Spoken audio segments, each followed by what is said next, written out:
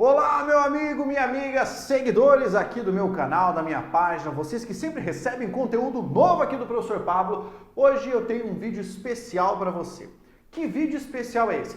Recebi dezenas de mensagens, muitos comentários, a galera falando assim: ô Pablo, dá para você gravar um vídeo para me explicar como é que eu faço para acertar mais questões em prova de língua portuguesa? Então eu gravei este vídeo como acertar 95% das questões de prova de língua portuguesa. Por que 95%? Por que você já não meteu 100% aí? Veja, se eu colocasse como acertar 100% das questões, você teria que sempre fechar a prova. E nós temos sempre o fator distração, que é de uma prova para outra, de uma questão para outra, você não ler com muita atenção o comando e aí errar. E é por isso que ninguém consegue garantir 100% de acerto. Por isso que nós trabalhamos nessa margem, que é bastante ambiciosa, diga-se de passagem. Pablo, como é que eu faço? Eu sou muito ruim em português, eu estudo, eu acompanho suas dicas aqui, mas eu vou fazer a prova? Parece que é outra coisa. Estudo, leio, aprendo o que é adjunto adverbial, o que é adjunto adnominal, o que é aposto, o que é vocativo, vou fazer a prova? Acho que é tudo diferente. Eu vou resolver ali, de repente é outra coisa que eu nunca ouvi falar na minha vida. Bem, então vamos lá. Existem alguns passos que você precisa seguir e algumas informações que eu vou dar ao longo deste vídeo que você precisa observar. Não é blá blá blá, não é piada, não é palhaçada, preste muita atenção. Depois você responda aí, quando você estiver interagindo comigo, se já aconteceu com você ou se você já havia empregado as técnicas que eu vou ensinar agora. Vamos lá! Como acertar mais questões, certo? Isso não é uma pergunta, isso é uma afirmação. Isso é uma afirmação. Tá? Então, a primeira técnica que você vai aplicar para você acertar mais questões é o estudo reverso. O que é o estudo reverso? O estudo tradicional é aquele em que você começa assistindo a aula ou a videoaula ou lendo aquele livro que você tem na sua casa. Aliás, deixa eu até falar para você, se você não sabe que livro você pode ter para estudar a língua portuguesa, vou falar para você, você pode adquirir a minha gramática, português sistematizado, você acha lá no site do Grupo GEM. É só você digitar português sistematizado, você encontra a minha gramática. Agora olha só, você pega lá o seu livrão, começa a estudar. Ou você pega a sua videoaula, assiste a videoaula.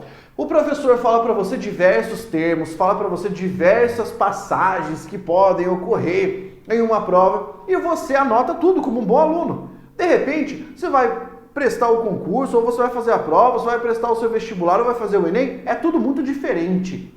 Parece que nada daquilo que o professor falou cai na prova. Você já sentiu isso? Eu tenho certeza de que você já sentiu isso, não é mesmo? Pois é. O que é que você precisa entender para conseguir ter o melhor desempenho? No estudo reverso, você não parte da teoria e vai para os exercícios. Eu estou partindo do pressuposto de que você já sabe algo de teoria, você já estudou alguma coisa, já leu um livro, já prestou, já fez algum curso, já passou pelo ensino fundamental, pelo ensino médio, pelo menos. No estudo reverso, você parte das questões para a teoria. Pablo, por que eu deveria fazer isso? Porque quando você sai das questões para a teoria, você entende, em primeiro lugar, o que é que se cobra mais. Em segundo lugar, como é que isso é cobrado. Pablo, então eu já sei. Vou lá, eu vou fazer uma bateria com 50 questões só de crase para eu praticar. Bem, essa é uma forma, mas não é a melhor forma, na minha opinião. Vamos imaginar o seguinte, você quer prestar o Enem, tá? Você quer prestar o Enem, o que você vai fazer? Você vai pegar 50 questões de crase para você resolver? Tá louco, meu? Tá louco? Você conhece a prova? Você sabe se isso cai lá, se é dessa forma? Não sabe, né? Pelo jeito não sabe, porque foi fazer isso. A ideia é você estudar a prova. Quando você começa a estudar a prova, você passa à frente das pessoas que estudam apenas a matéria. Estudar a prova significa que você vai procurar que assuntos caem mais e como eles são cobrados. Isso só é possível no estudo reverso.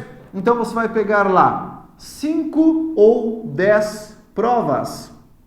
E aí você vai numerar. Prova 1, prova 2, prova 3, enfim, até a sua 10ª prova. E em vez de você responder simplesmente, essa está certa, errada, você vai comentar questão por questão. Então essa está certa por quê? Aquela está errada por quê? Onde está o embasamento? Que parte lá da teoria que meu professor ensinou explica o porquê de estar certo e o porquê de estar errado? E aí você vem, prova por prova, comentando. Depois que você fechar as 10 provas, você vai pegar ali a sua caneta, o seu marca-texto e vai marcar com cores diferentes os diferentes assuntos.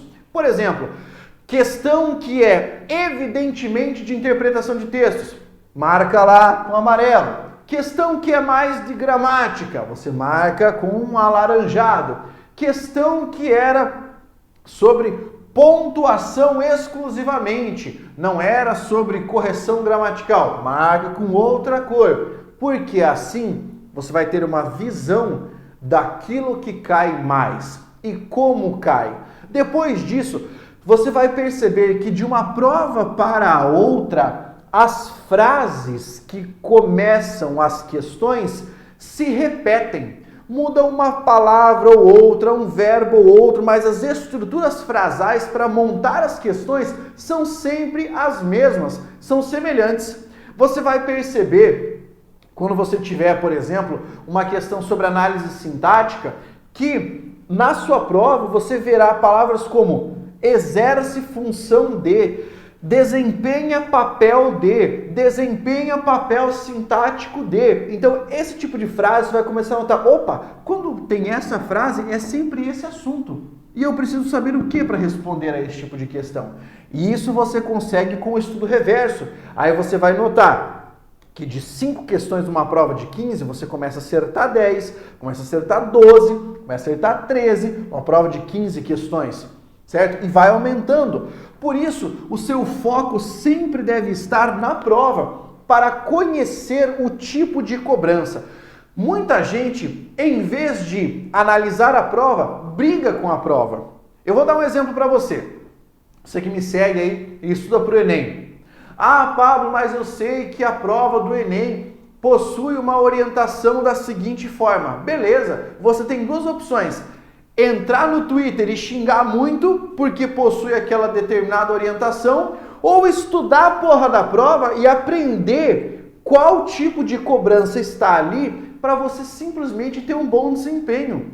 Você não quer mudar a cabeça do examinador do Enem, porque você não vai conseguir do dia para a noite. O cara passou a vida inteira formulando as convicções dele. Então, estude a prova e veja o que cai mais e qual é o enfoque que se dá mais. A partir disso você vai observar, opa, essa é uma questão dessa natureza. Quando a questão é dessa natureza, a maior probabilidade é de que esse item seja o item correto. A mesma coisa vale dentro do concurso público. Existe um perfil para a banca CESP, existe um perfil para a banca FCC, existe um perfil para a banca Sesgran-Rio, para a banca VUNESP, para a banca IBFC. Cada banca possui sua particularidade. Para os vestibulares que não utilizam o Enem como base, você pode ter perfis distintos e você precisa estudar o perfil.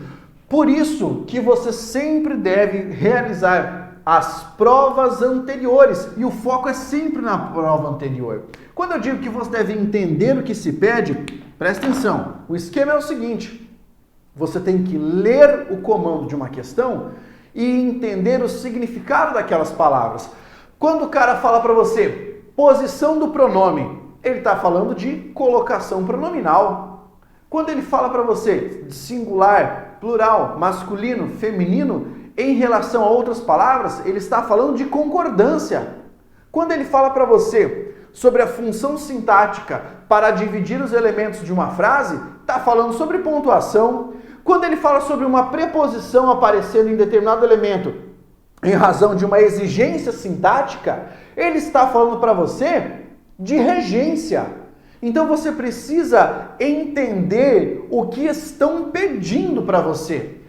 Ah, Pablo, mas eu fico confuso. Por exemplo, eu estudo gramática, vou lá resolver a prova do Enem e a pessoa pede para eu interpretar uma passagem de uma música ou de um quadro ou de um filme É porque aí eles não estão trabalhando com a gramática normativa, que usualmente é cobrada na redação. Nesse caso, estão a trabalhar com a interpretação das diversas linguagens possíveis. A linguagem pictória, a linguagem musical, como isso se articula com os poemas, e é isso que você precisa entender. Então vamos pensar no seguinte: o cara que vai prestar o Enem é diferente do cara que vai prestar o concurso, que é diferente do cara que vai prestar um vestibular específico. Cada um precisa estudar a sua prova e observar por meio das provas anteriores as tendências de cobrança. A partir das tendências de cobrança, você vai para as questões e as questões vão dizer para você o que estudar mais, para você não perder tempo, cara. Para você não perder tempo, por exemplo, estudando a grafia dos numerais para uma prova como uma prova do CESP ou um Enem, que não cobrariam isso. Entende? Precisa compreender como é que essas questões costumam aparecer, porque elas possuem uma cobrança cíclica, tendência de prova. E você só consegue descobrir a tendência de prova fazendo estudo reverso. Essa é a maneira mais eficaz para você conseguir acertar mais questões. Você vai dizer para mim: Pablo, mas isso é uma obviedade, tá? Todo mundo fala para eu fazer isso. E a minha pergunta é: você faz? Você está empregando essa tática?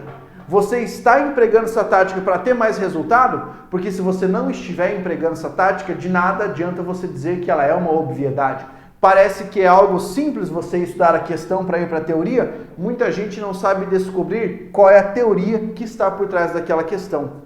Você só descobre analisando os comandos das questões e, partindo disso, selecionando aquilo que costumam cobrar. Beleza? Se você curtiu esse vídeo, eu peço para você o seguinte: deixa um likezão maroto aí no fim, certo? Faça sua inscrição no canal, ative as notificações, compartilhe este vídeo nas suas redes para que eu possa ajudar mais pessoas. E outra coisa, deixe nos comentários aí que assunto você gostaria de que eu comentasse.